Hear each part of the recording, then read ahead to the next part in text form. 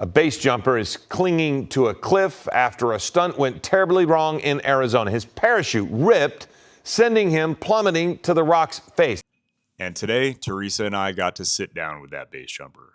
Our longtime friend, Johnni DiJulius. You've likely seen him on social media. Love him or hate him, we think he's got a pretty good story for you.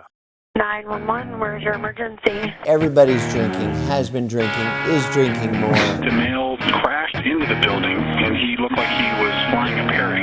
I heard a lot of stuff breaking, and my first thought was, oh, he just got fucked up. Fractured femur, ended up sticking in the dirt for like 30 minutes. Staring at me in the family room, saying, "What have you done?" That's base jumping right there. You gotta fucking pay to play. We're your hosts, Theresa and Adam Ganoom, and this is definitely not recommended. Thanks for having me, guys. Hey, how's it going, bud? First of all, everybody listening, I may have hit a couple cliffs, allegedly, but Adam Ganoom taught me how to base jump. No, I will at this point own that. You'll own it. All right, good. I haven't owned it completely, but This video you may or may not have seen on Instagram or Facebook or YouTube or any place that you get your social media. It went viral almost instantaneously. Starting out with the man running off of a ramp, and then the rest is history. So, Yeah. Johnny, let's start out. Tell us a little bit about yourself. All right, a little bit about me. Grew up in Cleveland, where Adam's from. Started base jumping. I went to my first bridge day in like 2018-ish, but I can't consider myself a base jumper then because I don't think I base jumped again until the following bridge day. And then eventually I did a sketchy little antenna with my good friend Adam late at night with a fog layer that we couldn't see the ground on. Right next to the freeway. Right next to the freeway. Next to a hospital. Which at the top you asked if I would Snapchat your exit. All right, we'll get to the social media thing in a second. All right. For those who aren't familiar with Bridge Day, it's a one-day event held in West Virginia off a super tall bridge. It's pretty much like a skydive, but it has been jumped in Skyrim. Yep. And you can land in water. The landing gets a little technical, but it's a good FJC. It's a good first jump. First jump. Right. A lot of people do it, and that's their only jump. So real base jumpers, active base jumpers, we don't consider that formal base jumping, I suppose, depending on what you're doing.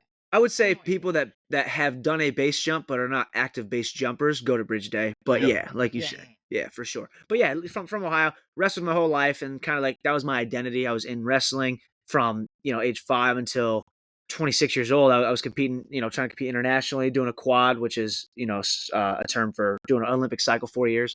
And then once that Harvard, I coached at Harvard. Yes, I did. Well, we'll not only beat you up on the wrestling team, we'll be your boss too. That's a good slogan, right? No, I coached at Harvard, coached at Rutgers, coached at Kent State, wrestled at Ohio State. But yeah, after wrestling was done, I kind of didn't really have an identity because that was like my entire life. I still, the cool thing, not to get super serious, I know that this is a fun podcast, but it is nice that in base jumping, I get to really get in the zone again, like I did in wrestling. In wrestling, I'm fighting another man, so it's good that I get to get in the zone and really take it seriously. And I still get to get that with base jumping, especially when you're kicking Cliff's asses, right? Yeah. That's how it goes, baby.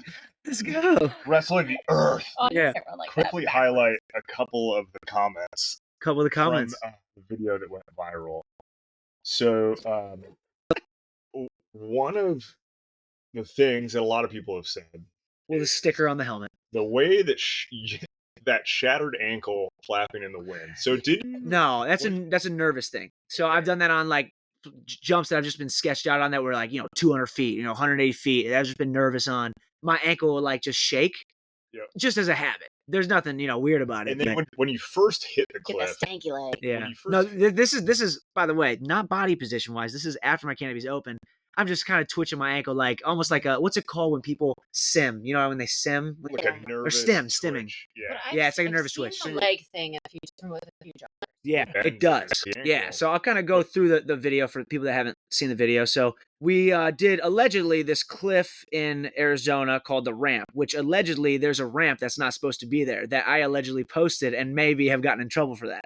So I jumped off. Yeah, we'll get to that too. But I jumped off this cliff in Arizona on a boogie. Adam was there, but he wasn't there. He was there in spirit. But he wasn't there. He actually wasn't there in spirit. I was actually there also. Just like I was there at that easy. I was currently getting broken up with by my ex-girlfriend when I saw a life flight helicopter fly. Yeah. And my phone started blowing up. So mid breakup, Right. I'm like, oh my god, one of my friends is getting injured. It's going. So yeah, I jump off. So it's 30 jumpers on this load, and That's a lot. it was a lot. It was a That's 30 a jump lot. party load. There's bound to be a 180 or two on a 30 jump load. You know what I mean? Yeah, And the so winds weren't great. It is okay. So just to set place and time, this is the Arizona Arizona which Boogie, happens February. annually in Mhm. February in Arizona, in the Superstitions and Camelback. And this is the base jumpers from all over get together, and we just people who are familiar with the terrain will guide you to different exits. It's your opportunity to kind of get to explore, hang out, come together, and celebrate being around a base jump. Exactly. It definitely is like Arizona, I think in general, especially Phoenix, is considered probably Little some haven. of the most technical jumping you can Yeah. do. I would Especially say slider if you're living and actively jumping in Phoenix, it's that and Moab, right? Right now, I mean, that seems like Yeah. unless you're a wingsuiter, you're up in like the Sierras, or the Rubies. What do they call it? Is that the Rubies up there? Yeah, whatever. Wingsuiters. Psh, we're a slider off gang over here. We're a slider off gang. Anyways, then there's wingsuiters that don't use sliders and just trust their flair. Fuck those guys. No, anyways, shout out to Steve-O. Anyways, yeah, so I was the last person on this 30 jump load.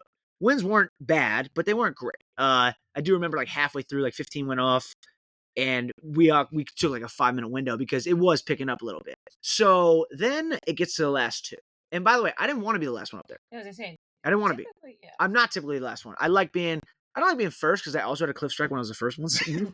We'll talk about that later. The emotional impact. At this So- point, you're an experienced. So I wonder if like all base jumpers do this, where it's like, ooh, that one time I did this on a base jump, it didn't go well. I'm not gonna do that again. But it has nothing to do with base jumping. It's like, oh, I went first, so now I'm gonna go second every time. Oh, fucked up my second. I'm gonna go third every time. Like, you know what I mean? So yeah, I went. I wasn't gonna go last. I was gonna go middle, just kind of get it. I wasn't an experienced jumper on the. I shouldn't say that. I wasn't one of the most Arizona experienced jumpers on the road, but most of the people on the load hadn't really jumped the supes before. So I was one of the more, hey, I've been on the supes more times than the rest of these people. Oh, a guy by the name of Freddie said, hey, Johnny, Freddie Chase. He said, hey, Johnny, will you video my exit? I said, sure. He goes, well, I don't want anybody else in it, so can we go last? I said, Freddie. I've never seen Freddie base jump. Freddie has base jump. I've Freddie seen has Freddie base base jump. jump. Yes, Freddie has base jump. Yes. A lot of people don't like Freddie on social media. He's a He's very grown nice. on me quite a bit. He's a very nice guy. He's a very nice guy. But yes, and I'm in the same department. I'm lame as fuck on social media too. What's his frame? Did you Did you get the frame right? Yeah. Yes, But no, yes. I'm lame as fuck on social media too. But yes, we go last. I film him. He goes, and I remember looking around, thinking, I don't feel good about this jump right now. Like, I feel like I'm walking to my funeral. Winds? No, it went from 30 people talking, laughing, having fun to just me. And it wasn't like, it was like 3 of us on the prime and I'm the last one and it was a 30 seconds later. It was like, 20, 30 minutes of people jumping and all of a sudden I'm the last one. And I'm like, this is kind of eerie, right? So boom, 3, 2, 1, I go off. I only take like a 2-second delay, 180, went straight to toggles. My So what do you think caused the 180? Was it body position. I used to have a bad habit of kicking my legs. Okay. Just out of I think out of like habit of like, is it gonna open? Is it gonna open? It was just like, where is it? Where is it? Where is it? And my legs would just kind of flap like that, which I've cleaned up. So in hindsight, the cliff strike was a good catalyst for that. But hey, listen, I didn't get injured, so it's good. But yes, 180. If I would have took probably another second delay and had like a little bit harder of an opening, I probably would have had enough time to clear the 180. I had enough time to clear it, I should say, even with my delay. But just being that low base jump, I think it was under 100 jumps at the time, being that low of jumps, went straight to toggles. 40, 550. It's a 42. But it's also like a shitty talus. The ramp honestly just puts you like sheer on it. Right, it puts you. Yeah, the ramp puts you sheer. Yeah. So your first second pushing off, you're not like super separation. It's your second that really gets you some separation. And I didn't have much, so boom, went straight to toggles. Shouldn't have done that, obviously. And as I flared into the cliff. My right leg kind of does a stanky leg thing. And it looks like I just shattered my knee. If you watch the video, it's like, Which whoa, we ended up later. We We ended up later putting the video to stanky leg. It was great. It was great. So, but you double top.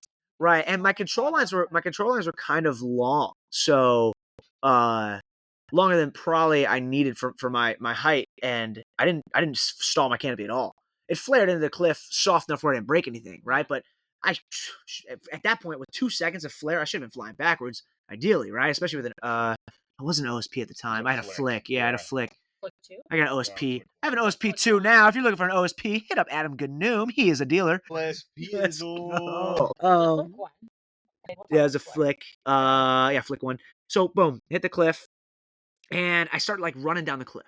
Right? It felt like I remember thinking like it was an hour on this cliff of me running down. It was only a couple seconds, and because of a previous object strike, my entire thought process was, okay, don't let your head get hit. I didn't think I was going to die ever, even though the cliff is right by you and you know you're about to smoke it.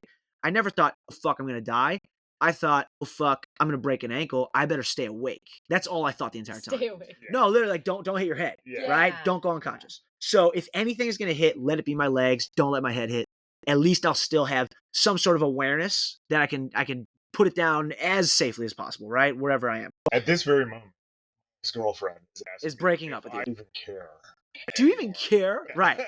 I see. Not only was it a catalyst for me to get better at my canopy skills, it was a catalyst for your man to find his wife. To get better at This is a great day. A day later. Oh, really? You started hanging out a day later? Oh man, great thing. I was crying. we were both crying. There's many emotions.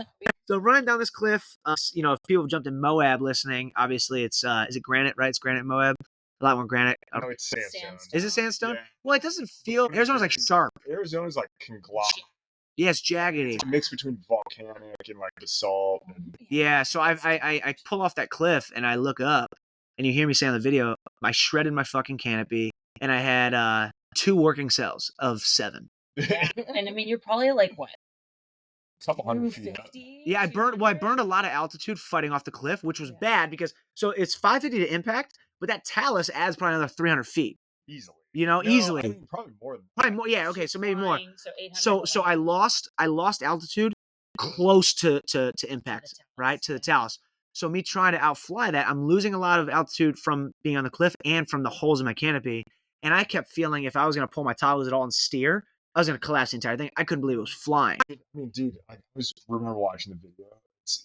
For the first time as you come off and your GoPro turns around, like the leading edge of your parachute is just non-existent.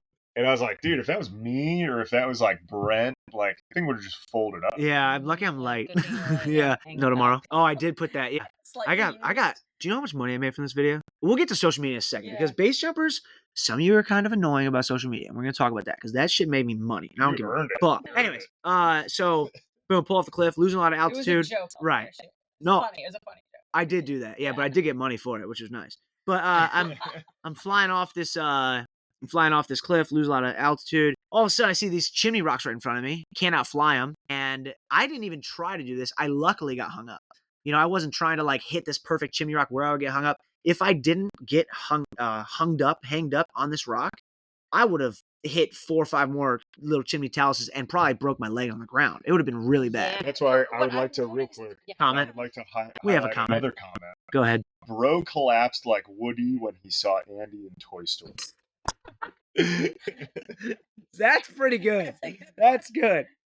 That's good. So it does look from the video like you didn't steer at all. Yeah, I was like baby steering. I was just jerking it off. I was going like this, Right. So yeah, I was steering a little bit, got hung up on this cliff, and I was hanging there, and I somehow had service. I look at my phone, wasn't broke, right? Even though my legs hit the cliff, wasn't broke. It was in my pocket. Pull it out. I'm hanging there, and I ungear, and there's like a little shelf on this cliff. I'm still like 50 feet up at this point, where I kind of like nestle my butt in, right? And I call John Levon. Alright, cliff strike. Johnny, Fuck, dude. Fuck. are you good? Yeah, I'm just hung up. I watched it, bro. And then all of a sudden, David Whiteman gets up there. At this point, I'm That's getting right. calls from Johnny. I call Adam. I'm getting calls from John Levon, Brent, and David. My freaking mentor. Here's that I got in a double cliff strike and am missing in action right now. I FaceTime him. He answers and goes, "Hey, Johnny, I know you had a cliff strike. I gotta go." Click. Are you all right? All right, good. I gotta go. This motherfucker. But he trained me right. He trained me not to die. So Another comment. let's hear it. Just when you think it couldn't get any worse, he pulls out an I had an iPhone. Oh, correct. I had an iPhone. People were saying, a lot of the comments were saying that my phone app was in a folder, and they were like, "Are you kidding me? At a time like that, you have to go to a folder to get you," which is true. I have to go to a folder to get to my phone, which is kind of funny. But yeah, so fortunately, I'll kind of speed this up. Sorry, but fortunately, I'm hanging up there. About an hour goes by. Me sitting in that little, nook, and I'm thinking my adrenaline's gonna wear off, and I'm gonna feel my ankle, my shin, something eventually. Mm-hmm. And I was like trying to put pressure on it. I was sore. It was all good. An hour went by. I was still up there, and I could have climbed down, but I was in such a compromised position that if I climbed down in this sandstone, this shit just fell out, and I fell and broke my leg. Actually, I wanted someone there. No one could get access to me, right? So I wanted someone to at least be underneath me, coaching me, climbing down there if I fall. I didn't know what was going to happen, and I was freaked out. You know what I mean? I hit a cliff, so I was freaked out. Too. So David Whiteman eventually scrambles up to me, and this took a while. Him, Miles from New Jersey, shout out to my guy, a couple other people, John Levon, David Whiteman, I think Brent, he hiked up. Eventually, David Whiteman finds me, and he's like kind of coaching me down. He's like, "Hey, put your right hand here, put your left hand there," and we kind of use. He's such a calming soul. David's the best. David is the perfect. I think everything in life is nuance. Like everybody has these rules, like, especially politically, like it's either this or that. It's like, no, sometimes there is a gray area. And in base, people are either too much fun or too Nazi serious. And David is the perfect combination of, I do this because I love it, but I also want to be safe. So I'm going to be mature when I need to be. He's the perfect balance. Yeah, he really does. He's really good at that. Yeah. Shout out to my guy. But he's got a good vibe. He's got a good vibe. See, Chase, too much fun. And then who's somebody that's too serious that we know? I don't know. Lepka? Way too serious. Getting mad at everything. No, I like him too. But no, David gets up there and he's coaching me down. He's saying we get to a point where I'm kind of like shimmying down this crack, and the crack opens up, where I'm not going to be able to like have my body wedged between it. And I kind of have to jump like 10 feet or so. It felt like a million feet, right? But it's probably less than 10 feet realistically. Yeah. And he kind of goes, "You're going to have to jump, Johnny. We don't have any milk." I lean over to grab my lines thinking I can use them because they were holding me up eventually. Whole thing just falls out. Nice to get your parachute down. Thank goodness. Yeah. Thank goodness I'm geared too. Right. So I jump onto my back, like probably like 7-8 feet. I hit this rock at the bottom, kind of where this bush is. And then I get up, and me and him were just like hugging. Dude, it was crazy. And then he asked me if he needed to carry me out of this hike. And I thought at the time, like, I'm probably fucked up. I ended up hiking out. 2 days later, jumped up at 22 jumps, jumped Camelback. I saw your redemption jump. I remember. Well, I remember that night. So you brought your canopy. You're like, "Adam, can you look at my canopy?" At this point, Adam is single. Yeah. And he is on the prowl for Theresa. And so you came back to the Airbnb, and I was like, "Yeah, I'll look at it." And I remember you were talking to, I think, Jordan in the kitchen, and I like pulled your canopy out, and I took one of your toggles off. And you came in, and you were still kind of like dazed. Whoa. Just hit a cliff. Yeah. And I was holding your steering line and your toggle, and I was like, "Johnny, dude, you hit that cliff so hard, your toggle fell off." And you're like, "Holy shit. How did that happen?" I'm like, "I don't know, dude. I've never seen it before." That's funny. Yeah, so there is a AZ Facebook page. So I was, you know what? I actually wasn't in town yet because I was driving. Me and Noodle were actually driving to the AZ Boogie, and I see the Facebook page blow up with all these comments. Great. And I see the video, and I see the impression that Adam does of your cliff jump. Do you remember doing that? Yep. Yeah. John's like, "Adam, Johnny." And we were dancing, and we were dancing to like rap. Yeah. And it was. I think it was Staying Alive or something. I saw it, and I was like, "That is funny," and I was like, "Oh man, this guy Adam's got a sense of humor." I never saw that. I didn't know that. So day later, I got her number. Something about something about Facebook and Arizona that I think that is important for the super serious base jumpers out there, and then also like the social media people, the people that Freddie, me, probably I'm in that category. Other people that we don't want to give too much light to. Yeah. I posted that video on Facebook, on Instagram, like a couple days later, and at first it was well received because it didn't really blow up. It was, "Hey, glad you're okay." Just base people being comforting. "Hey, glad you're here. Glad you're okay." The typical base stuff. But after it started to go viral and news stations picked it up, and you had Inside Edition, you had ABC News, you had CNN, Fox. Oh no! A base jumper makes the big leap off a cliff. Stephen Fabian spoke to 29-year-old Johnny. Johnny DiJulius Crashed into the side of the mountain. Pierce Morgan was talking about it. Pierce freaking Morgan. He goes, Pierce Morgan gets up there, he goes, why would anybody base jump? Why would anyone base jump? You know when they throw themselves off cliffs with little parachutes? Look at this idiot picture of me. It's like the craziest video, right?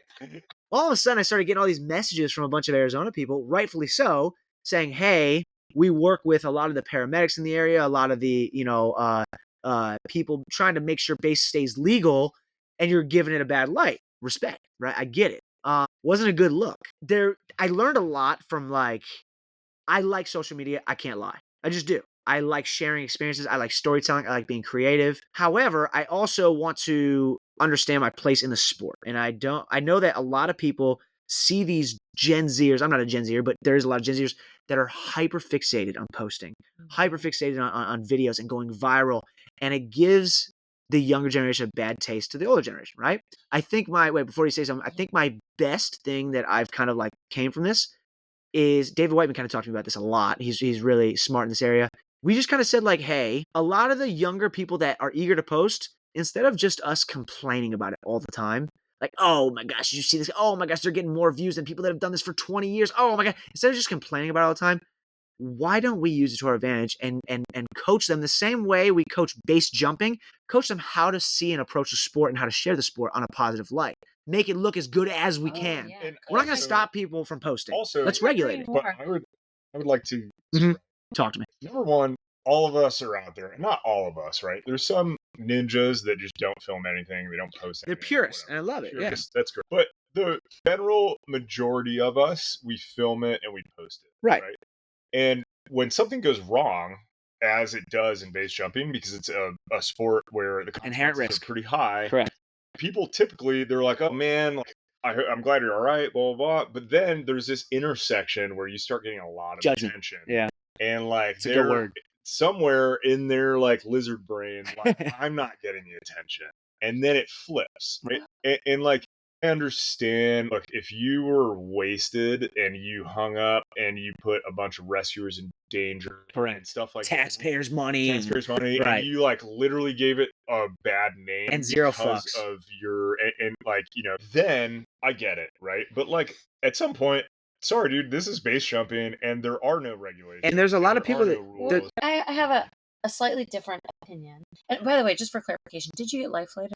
Self-rescue, baby. Come on. Yeah, so the life flight that you saw was not Johnny. Well, it was going towards Johnny. Yeah. Because they were mobilizing troops. Got it. To go help a hung up base jumper. I think so to agree, the lizard brain and a little bit of jealousy, because people, I think, at the end of the day want that attention themselves. It's just kind of natural. People that fight really hard for the sport too. But additionally, the thing that makes us wary of this stuff, and is actually the genesis of why Dirt Nap LLC came together, is that we are having a lot of younger generation come, and I think it is the social media that's bringing them in, and they think, oh, this is so cool, I want to get this shot, I want to get this view, I see myself doing this. It's the same effect that Top Gun had on fighter aviation, I want to put myself in those shoes, I want to be like this base jumper. The problem is they're not understanding the sport, and they're not getting into it, knowing all of the life skills, the prerequisites and the risks involved, and they get so enthralled with social media that then they do slightly reckless things, which then does impact the sport, because fellow jumpers end up rescuing them, or SAR gets called, or we get a bad rep. And so I think when people are seeing these viral videos, oh, this guy just started jumping and he's doing this or she's doing that, I think people are just wary because we've seen this cycle happen before. First, it's an illegal activity. We're trying to make rules on a sport that is breaking the law. Yeah, and which is a weird. Yeah, there's that certain amount of experienced jumper trying to be no, this is the way to do it, and it's yeah, but it's not skydiving. It's not regulated. Right. And it's when I see people like that, I'll go to try to give them advice, and I have tried to give people advice, and if they don't take it, hey, and Nate Varnes, who is my base granddad, yeah. So it goes Nate, then Connor, then you, then me. Yep, and he would always be yeah, these things have a way to hash themselves out. People get hurt. And not all baby turtles make it to the ocean. So for sure. Sometimes at some point, hey, it's my responsibility course to correct be in control of my gear and the conditions I'm jumping in, who I'm jumping with, stuff like that. And I've run into a bunch of situations where I see like crazy sketchy stuff going on, and I just turn around and I go jump something else in Moab. Yeah, right? Where yeah. I'm like, I don't want to participate in this. It's a little sketchy. 100%. But also to agree with what you're saying, Johnny, is like we see it the same way. Like you can't stop it. You're not going to stop this influx of people. You're not going to stop them from posting. You can't. But that's why showing stuff that goes wrong is equally as important sometimes. Now, do you have to like make it look like a death wish? No, of course not. But it's not all front flips and gainers. No. There is real life shit that happens. That's why we. Sorry. When I got into it, when Doug got into it, it was like a prerequisite before we did our first jump. We had to watch. It was called the Carnage video. Who'd you go through? Connor.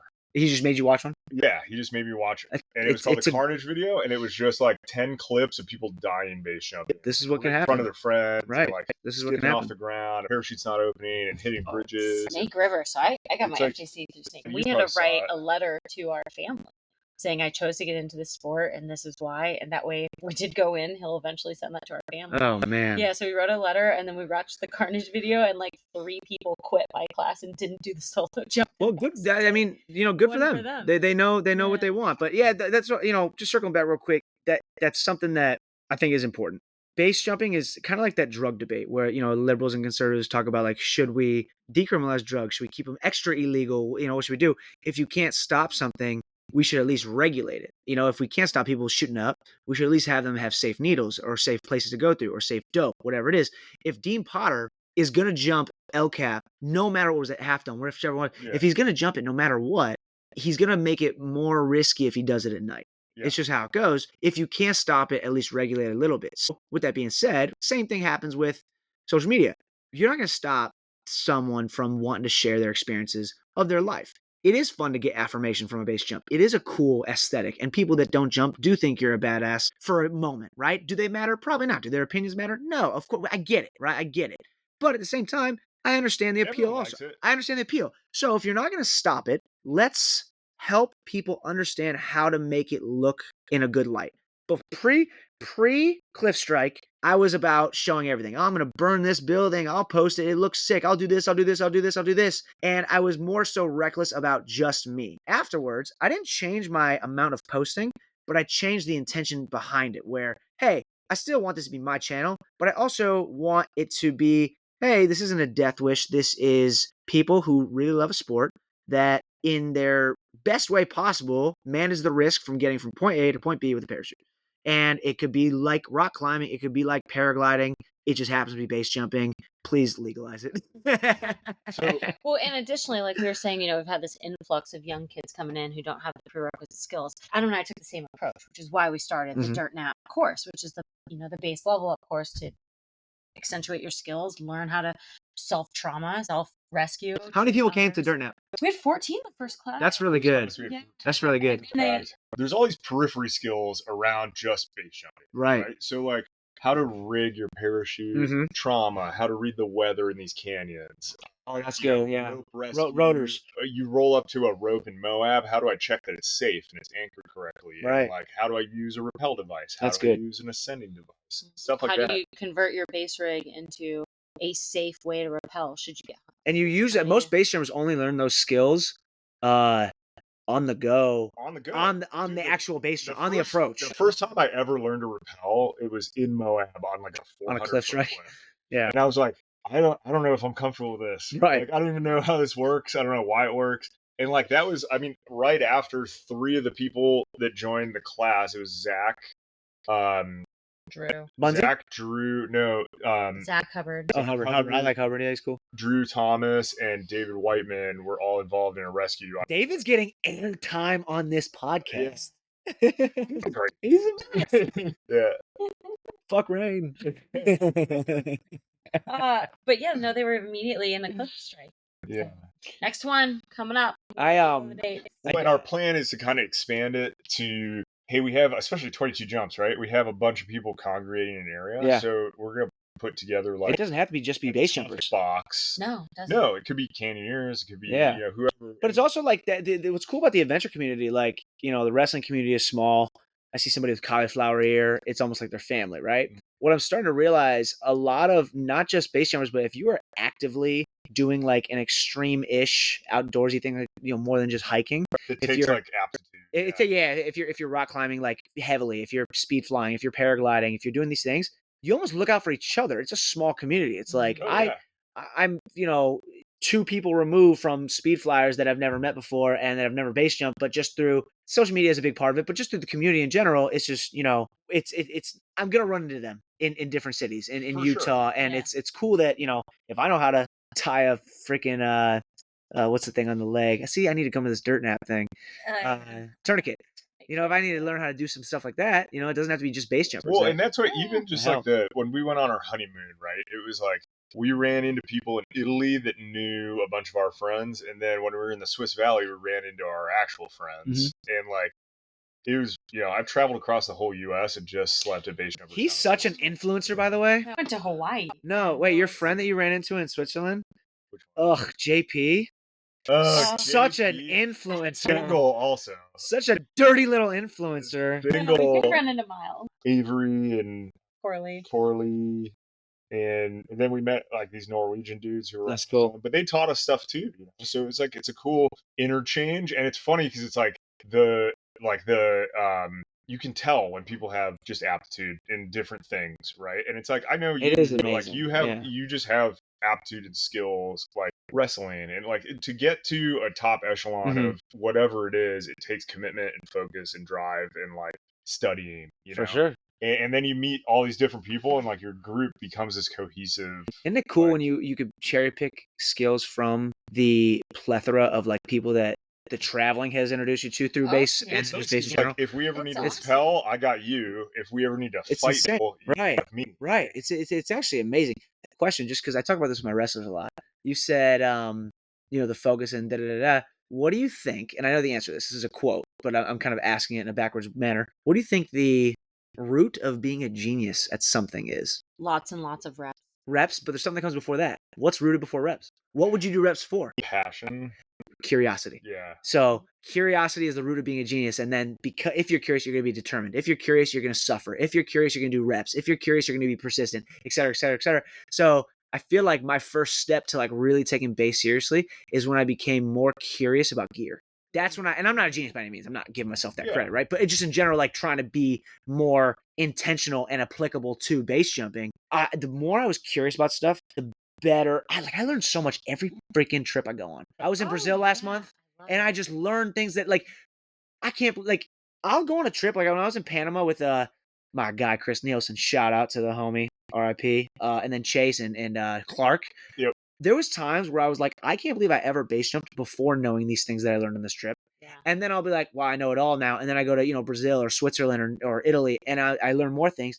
And I'm like, I can't believe I ever base jumped before yesterday. Like I knew nothing. Like I knew absolutely nothing. I'm an idiot. And it's like, it's a great feeling always being able to progress. Well, no, that's the allure of the sport. I think most of us people always ask like, well, why do you do that? And I can go into flow state. Non-jumpers. Non-jumpers. Yeah. Like, why do you do this sport? It's so dangerous. It's they think the danger happens before the opening. That's the craziest part. Term for a wuffo. Well, what's that mean? Wuffo came from what fo? What for? What for? Yeah. What are you doing it? But that's funny. I never heard that. Why do you do that if you've had these scary events? Like, why do you continue? And I haven't had any significantly scary events, but not yet. Yeah. I mean, I gingerly touched my toe on Tori one time, but gingerly touched your PC? My toe. Oh, your toe. She had a cliff tap. Oh, you had a 180. I have had 180. This was more of a self-induced. We don't need to get it. That was new. It was like a soft turn into I would say, for whatever reason, it was early in the morning. Hadn't had my coffee. It was Tuesdays before work, and I've never done this in skydiving or base jumping. For whatever reason, that morning I grabbed one toggle, and I didn't bury it. So I had like a. So you didn't unstow the other one? No, I had like a 70. Isn't that weird? I've done that too out of accident before. And it slowly turned me into the cliff. And Tori's so low. It slowly turned me into the cliff. I knew my altitude, and I just leaned back. I think I actually did. I went to rears. I leaned back, and I just gingerly touched my right toe. Gingerly touched. And then I landed on the talus, feet up, and was like, let us gingerly frost our tips. And then actually, that's what led me back to the bridge, because that was like my 15th. And that's where her and I first met. Oh, really? And I was like, I need to go back to the bridge. It was like freshly off. And then Torrey Pines ended up being the place you proposed. Yeah. Yeah, it's a good experience. Like urban exploring, looking for exits is as fun as also jumping. It's like the whole process of it. Community, it's the aspect, it's the curiosity, the adventure. So much more than just the seconds of free fall. Which For sure. Josh For sure. Cook, went on a jump with him, and we Connor like called in a good word for me. I didn't have that many jumps. And I can't wait for you to interview Connor about his building. That's gonna be great. David Whiteman had a building strike too. That's gonna be a good one. Oh yeah. You know he had no teeth. so Josh Cook took me on this tower. It was called Think TV. And like, dude, I was like new base jumper. Isn't it crazy the shit we got away with when we didn't know shit? Yeah. I was like new. What the fuck? Climbing this like 1,000-foot tower in Cincinnati. And we get up to like 700 feet, and he's like, "Hey, I'm gonna jump from here. When you jump, just pull at the second light." And That's all he said. And I was like, "Okay." And I look over the side, and it's a strobe tower, so it's like blinking. The lights are only on half the time. Oh my gosh! And I was like, "Man, I don't know. Like, I'm cool, and it's like windy." And he's like, "Okay, I'm gonna jump, and then you see how you feel. If not, just climb down." I'm like, "Okay." So he jumps, and I was like, "Nope, not doing that." You climb down? I climbed down. Oh, it's a good choice. So I get to the bottom. Look at Teresa's right now. Teresa's looking at him with eyes wide open. I've never seen you climb down. He's like laying in the grass at the bottom, right? And I had probably 30 jumps, and like he was at the bottom. He's like, "Well, you gonna be? Was it? I know you're 700 feet. Do you have a slider on? Slider on, okay. yeah. And, so that would have been that could have been a gnarly off heading, with wind and sub-terminal. Right? Yeah. And I was like, "I'm so sorry, dude." Like, cause in my head, as you let him down. Jumper, yeah. He like went out of his way to take me out. He probably was impressed with you. And he was like, "It's cool, man." He was like, "Climbing down. It's the best. It's part of jumping. It's the best. It's as big a part of jumping as jumping is. It is. The only thing about climbing down is there's nothing cool at the bottom when you get there." I remember we were at Multnomah Falls in Oregon with you, and never jumped that. And after you never jumped it, after you went, Chase went, and who else was Steve? I think he went. A couple people went. Eric went, and I walked down. And I called John Levine on the way down, and I felt like, when you're a kid and you pussy out of something like a cliff jump into water, all your friends make fun of you. I'm walking down, and I feel like I took an L, like I lost a wrestling match, and you guys all just hugged me at the bottom and said, "Hey, good job, let's go jump something else." And it's just that hey, you're not a pussy, is such a relieving feeling in the sports. Like, it is my choice, and no matter if I jump or don't jump, I'm probably not going to get judged. Which is really cool. But I'm getting really serious right now, so can I tell a fun story? Yeah, let's go back to the comments. I got a fun story real quick. So I got a base mentor, which is Adam. Then I got a base uncle mentor, which is Bader, Habibi, right? Habibi Bader. But Bader and me were in Boston one time. He drove out to see me in Boston. And this is back when I didn't give a flying fuck about what I posted, and I would burn anything. And I still don't mind burning things if I open them. Fuck everybody. There's no SWAT team at in downtown Miami waiting for base jumpers. Like, I'm sorry, there's just not. Can I have a quick side story? Go ahead. Go ahead. That? The godfather of base jumping in Los Angeles. I won't say his name here, but everyone knows him as the OG. He chose to burn a building because to prove it. Yeah. It is the building that is graffitied from time people just jumped it like a month ago. But he burned it the best I've ever burned. All the have you seen? Yeah, it's amazing. I saw it get jumped. Yeah, I saw it get jumped. And the police staged around it, and he's like, "Yeah, I burned my own building, whatever." Anyways, continue. But like, that's what I'm saying though. It's like, base, I feel like sometimes we get, rightfully so, like, "Hey, I jump this tower every day. Don't come in here being an idiot and getting extra locks put on it." That's a different story. That's different than me getting beta, opening it, jumping it, and then people saying, "Oh, the city is going to be looking for you now, and they're more aware of other jumpers." No, they're not. They don't give a fuck. You know what I mean? Yes, there's some outlier stories, I'm sure, but they don't give a fuck. Unless they catch you in the act, they don't give a fuck. Anyways, back when I was, more willing to post a lot of other people's stuff, when I was, younger, more mature, me and Adair found this building. And I've been asking this jumper that Adam introduced me to, who is a little bit old school over jumper, named Odie, about buildings in Boston. And he's like, "Yeah, man, hey, listen, I'll take you on some stuff. I got some cool stuff there." And he's telling me all this stuff. All of a sudden, me and Bader find our own building that's being built, allegedly, downtown Boston, next to TD Garden, which is where the Celtics play. Odie wasn't there with us. TD Garden's where the Celtics play. This building, it's got to be like 600 feet. and it's got a crane on top. It's a big old bitch, right? So what do? It's COVID time. By the way, COVID was the best time for urban exploring. You had the mask. No, it was the fucking best. If I So, did any base jumping, and, it would definitely be during COVID. oh my gosh, right? Remember when John went viral on Barstool after day blazing City View in Pittsburgh? On this date specifically, if you need his phone number, it is allegedly. Also single. Also single. I will say that proudly. Anyways, me and Badera sneak up this building. We're exploring it, and we get to the top. It's howling winds. We decide not to jump.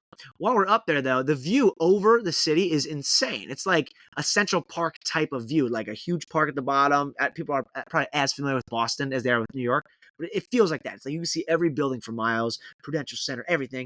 I take a picture of Badera looking over the edge. Nice. And he doesn't even have his rig on. He has a stash bag on, but that was it. We get off. We have masks on, everything. I put it on my story. Some piece of shit base jumper, don't know who he is, takes my fucking picture and sends it to Odie, who doesn't have social media, this old school guy that was going to start having me jump with him, right? This old school guys don't like social media, right? So he's like, hey, I'll take you around. All of a sudden he gets sent a picture of me in downtown Boston on a building. And he's like, what the fuck, bro? We've never been caught. Why are you posting stuff, right? The part of me that is, the immature side is like, who gives a fuck? Urban explorers post stuff all the time. The other side of me wants to do cool jumps with someone who knows a lot of exits, so I feel kind of bad, right? Also, this fucking loser, whoever screenshot it and sent it to him, I don't know who you were. Yeah, fuck that guy. So I'm like, okay, I got to win this guy's, graces back so he can take me on some cool jumps. So Badera comes out about a week later when the winds are good. And we decide to get back on that build. So I have a guy named Brandon Peterson, who's also a local jumper from up there, Brandon. Right?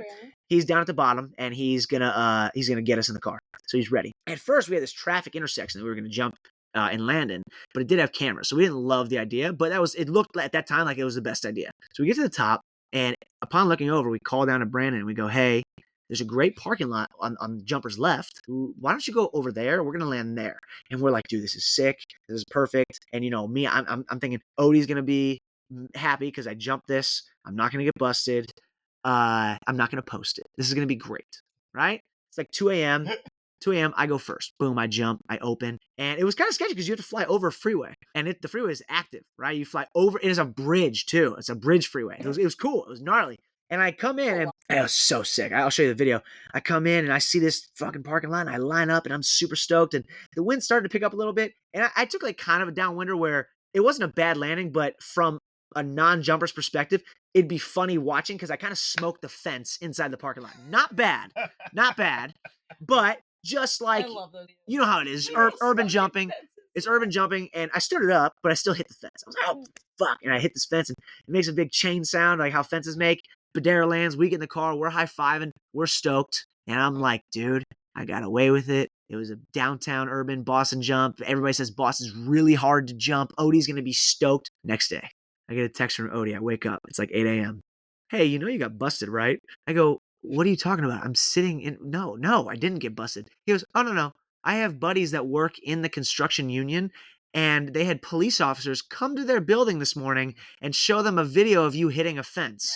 I said, how do they have video? I said, this is the best part. I said, how the fuck do they have video of me hitting the fence? And he goes, the parking lot you decided to land in was the police station. Are you serious? We landed in the police station parking lot. Dude, that's when I...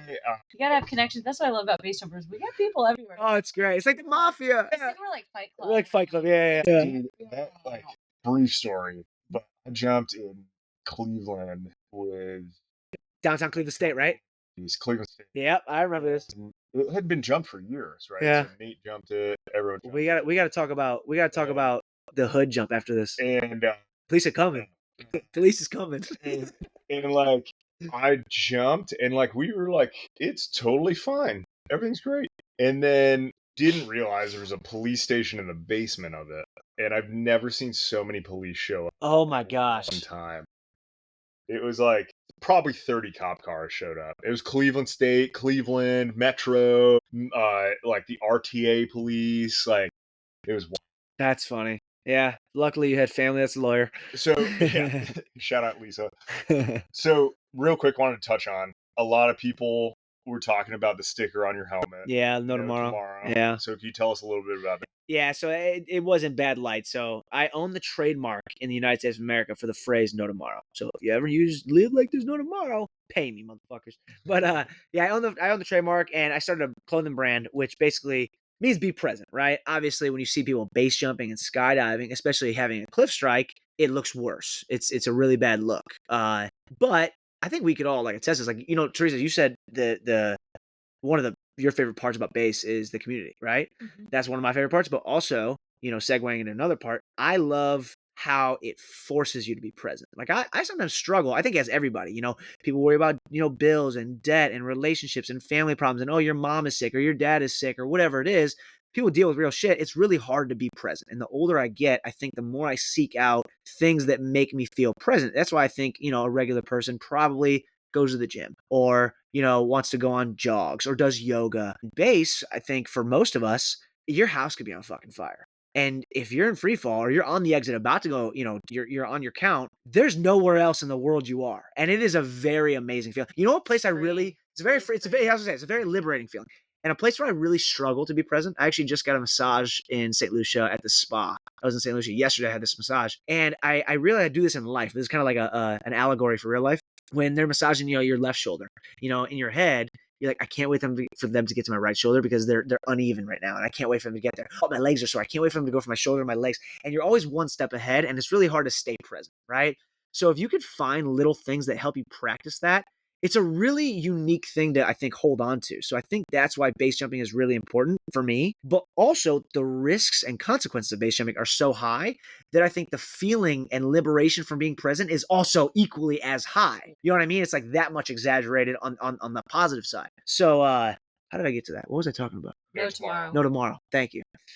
For me, I want to inspire people to be present. I want them to find things that make them present. I don't care if it's painting. I don't care if it's playing the piano. I don't care if it's acting, making music, doing a podcast. Right now, I feel really present. I don't know about you guys. Yeah. Like, I don't want to be anywhere else right now. This is fucking awesome. This is so much fun. And I think this is really good for bass that you guys are doing this. Bass isn't all serious and we need to yell at each other and judge each other for our fuck ups. It can be funny. We can laugh. The majority of it is funny. Right. It is supposed to be something we do. Why? Because we enjoy it. And let's enjoy it. So this is cool. And that's what Live No Tomorrow is for me. I had one. And that's what I like. Ask as many questions you want. Let's go. Well, I just want to segue real quick. That's that flow state. Trapper.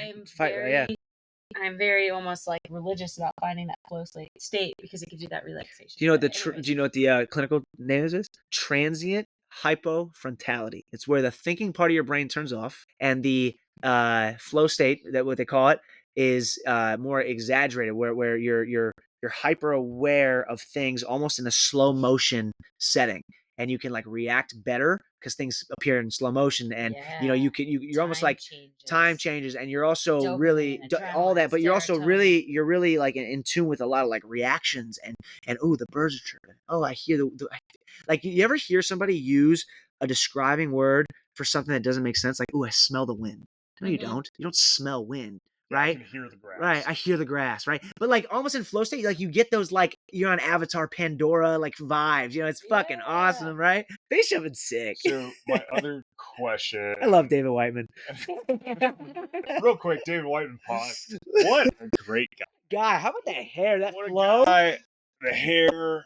Fucking ripped up for what? Is he? He's 35. The Ripped. most beautiful triple gainer I've ever seen. He does have a nice triple. And the most beautiful landing I've ever experienced in my life. And he's dialed in those barrel rolls. You know what he looks really cool with when he lands? His legs do like His this. shirt off? His shirt off, but his legs do like this. Like one leg is bent and the other leg is like pegged straight.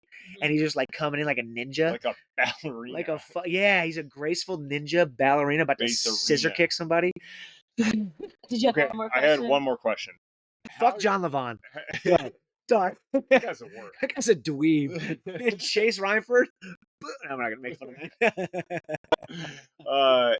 How do you deal with social media comments? Okay, that's good. So you know what's funny? Have you guys ever heard of oh my gosh, I can't think of it right now. Kind of filibuster for me while I Google this. So I got some good comments. Let's some comments. Who's he calling? An Uber? Honey, I'm stuck on a rock again. Bring a ladder. Imagine throwing your parachute and hitting every rock on the way down. If you're looking for any of these videos that we've been referencing throughout, for example, the viral video, and then some of our Dirt Nap level up course footage. There was another footage that we'll post on the website here shortly. So, have you guys ever heard the term a Dunning-Kruger effect? Yeah. So, for people not listening, because Adam's smart and you guys are not, no, I'm just kidding. The Dunning-Kruger effect is basically we have uninformed optimism before doing things. So, we'll take wakeboarding or something silly that everybody's probably done. Oh, I could do that. Everybody says, oh, I can wakeboard. Or if you're watching a UFC fight, oh, dude, just hit him. How hard can that be? Or you're watching some like TikTok girl on Instagram. Oh, how hard is it to get famous? All she did was shake her ass, right? Everybody assumes things are easier than they are. Then you go from uninformed optimism, you start trying it, you have informed pessimism. You're, oh, wow, this is harder than I thought, right? Like, I didn't expect this to happen. Then most people quit there. Most people, stop wakeboarding. They go back to wake surfing. They go back to, they're not going to fight anymore. They're going to, whatever, right? You get it. But if you stay there long enough, you have the best of both worlds. You have informed optimism. Oh, I can do this. You get a little foul ball off and you're like, I figured it out, right? Usually how it works.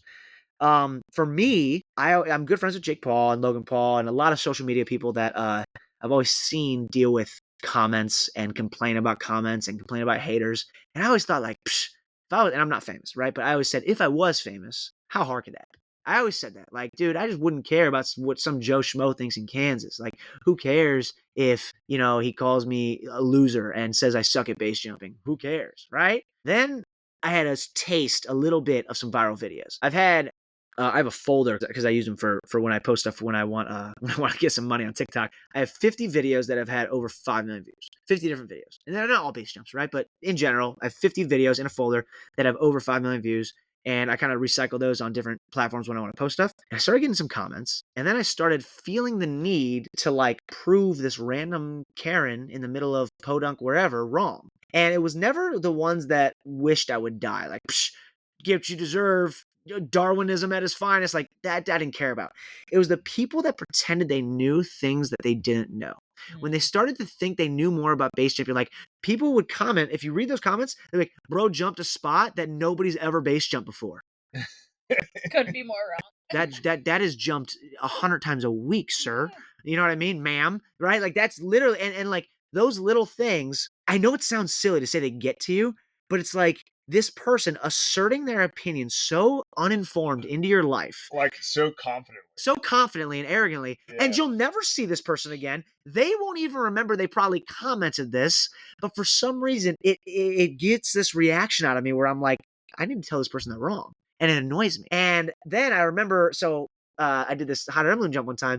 I remember I was at wrestling practice at Harvard and I was so excited to leave practice to see what all these comments said. I was so excited to the point where I was not present at practice. I was rushing, getting out of a workout that I probably shouldn't have been rushing. And then I thought to myself, well, how much of an idiot am I? Who cares what this person thinks in whatever Kansas? I'm coaching at Harvard. And then I kind of came up with a rule for myself. I said, it's okay to appreciate affirmation on social media. It's okay to post and share your adventures. It's a good thing. It's fun to be creative. As long as, and this is my rule, as long as you don't enjoy it more than you enjoy actually doing the action. Yeah. So if I enjoy jumping more, if I enjoy sharing a video more than I enjoy jumping, I probably shouldn't be jumping. But if I enjoy jumping more and I just happen to tell the story really well, then that's okay, right? Like I think that's my healthy balance. But yeah, great rule. Fucking comments can get to you. And if you're listening right now and you think, oh, I'm immune to that, just take into consideration you've never experienced it. It is harder to go through than you realize. Like me and Carly just went to Africa and all these people started commenting, you're making Africa look like it's poor and it's this and you're giving it a bad look. And we were just dealing with, like, all we did was post a picture. We just posted a picture in Africa and put, what a beautiful place. And people are just swarming with, you're giving us a bad light. And it's like, they're just asserting their opinion proudly without any context whatsoever. And it's like, it just gets to you. That was awesome. Thank you for walking us through that whole adventure. That spanned wider than just a cliff strike. It was. But well, let me say this about you guys. What I think what base needs is people that are credible in the field, and that is not me and Freddie and Gio and people that have gone quote unquote more viral than other people. And these people making content about base that have earned respect, which both of you have, which has earned credibility, which both of you have in the sport. Because when more eyes are on the sport in a positive light, when more money is in the sport in a positive light, the sport grows. And now, do we need it growing where there's more jumpers? No, I understand that that's, a scary road to go down because it's dangerous, but we need it growing in a place where people accept it in national parks and accept it as, hey, this is something people are going to do. So thank you to you guys. I think this is really important. I think it's more important than just having fun and talking shit on a podcast and telling jokes about, me hitting 12 cliffs on one jump, right? I think it's really, I think making the older generation of base jumpers and the people that are more pure, more used to content creation about base, I think is a really powerful thing. So good job on you guys. Stoked to be a part of this. Thank you for having me. We love you, Johnny. Let's go. Woo! And that wraps up our episode with Mr. DiJulius. If you enjoyed it, feel free to subscribe and share